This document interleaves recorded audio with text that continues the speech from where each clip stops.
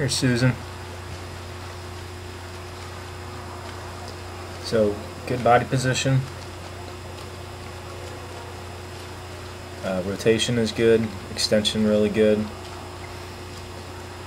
your breathing is nice and comfortable.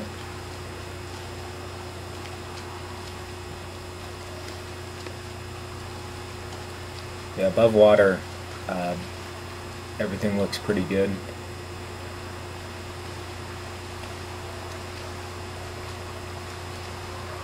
I think the main thing, and you may recall we discussed, is really just the catch. So when you're not breathing, you have a bit of an elbow slip, and you'll see that on the underwater as well as the freeze frames at the end. When you're breathing, you do a bit more of a straight arm pull. So if you were to do a straight arm pull on all the pulls, it would probably be stronger / faster that way. Oh, one more time. Yeah.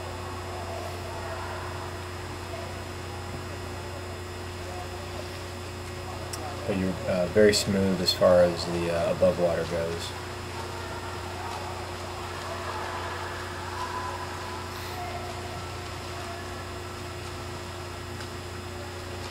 A bit of a crossing over when you turn to breathe on the left. So right here, and that's pulling you off to the left just slightly. So in open water, you may find that you're pulling to the left. That could be part of it.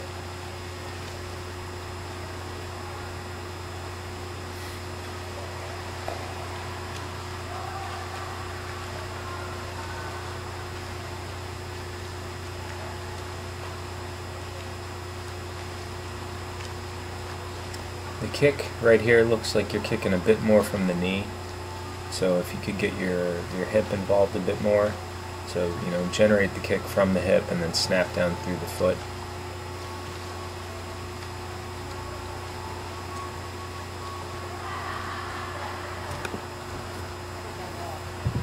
Here you can see good side-to-side rotation and streamline, so your hips and legs stay in the same line as your torso as you're swimming along.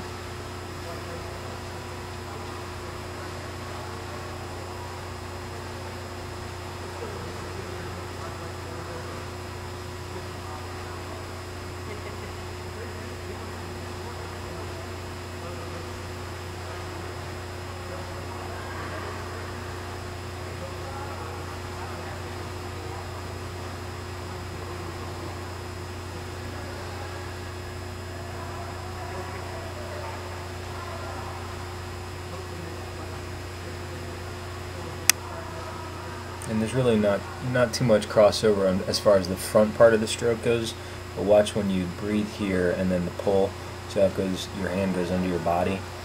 That can cause you to sort of shift off a little bit. So when you turn to breathe, just be careful of pulling under your body.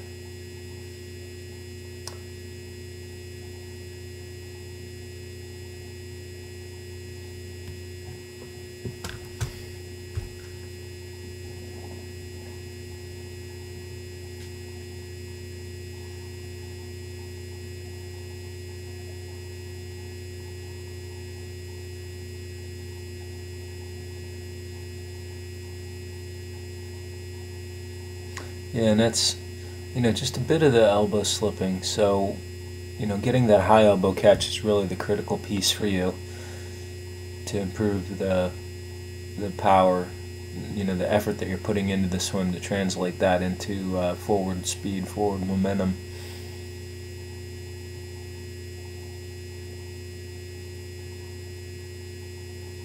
From this angle, I'd say your hips and legs are a little low. Maybe working on the kick independently with the kickboard is going to help with that, because it's not an upper body position issue that's causing your legs to go lower. It may be just that because you're kicking a lot from the knee, and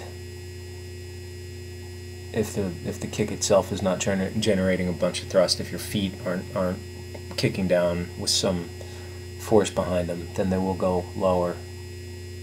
So good line, as you pull back, with the exception of when you breathe. So this is thinking about So, high elbow. from that view. So this part you're thinking more about the high elbow, trying to really get that elbow up, rolling that shoulder in as you start the stroke. And it looks like you're getting more grab or more leverage on the water, which means you also swim a little faster.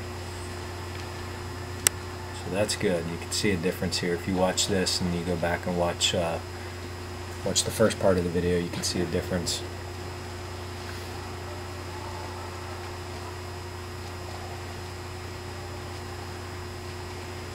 So it's just one of those things that you have to concentrate on. You have to think about every stroke. Okay, high elbow, high elbow. Rotate in that shoulder a bit, shrug that shoulder internally.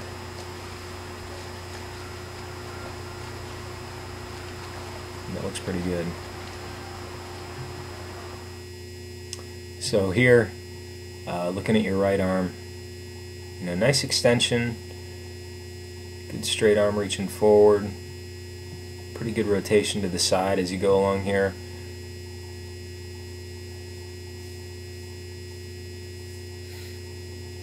And then you start the pull, and then watch what your elbow does and the angle of your forearm. So your elbow's coming back towards your torso, but your hand and forearm haven't really gone up and down, and that's the key piece. You want your hand and your forearm to go straight up and down on the first part of the stroke.